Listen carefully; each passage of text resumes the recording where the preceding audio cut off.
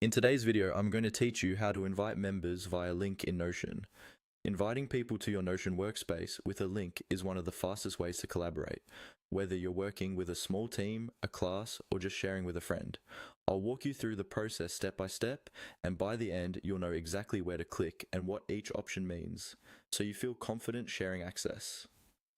First, open Notion and make sure you're in the correct workspace, especially if you belong to more than one. Look toward the top left of the screen and find the Workspace menu. From there, you'll want to open the settings for that specific workspace. Depending on your device, this might be labeled as Settings or Settings and Members, but the idea is the same. You're going into the area where you manage who has access.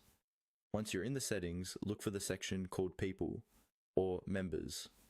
This is where you can see everyone who already has access to your workspace, along with their roles like members or guests.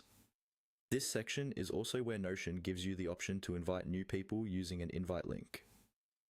Inside the People area, you'll find an option that lets you generate or copy an invite link. It may appear as a button that says something like Invite Link or simply Copy Link.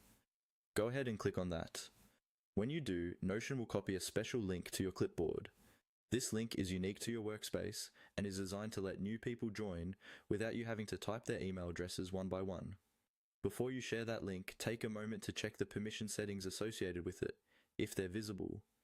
In some setups, you can choose whether people who join through the link become members, guests, or have a limited role.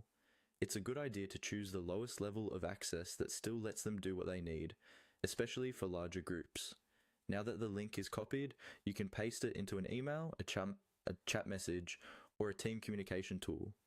Anyone who receives it and opens it will be guided by Notion to join your workspace. If you ever feel the link has been shared too widely or with the wrong audience, you can return to the same settings area to turn off the link or generate a new one. And that's it. By going into settings, opening the people section, and using the copy link option, you have a quick, simple way to invite members to your Notion workspace and start collaborating.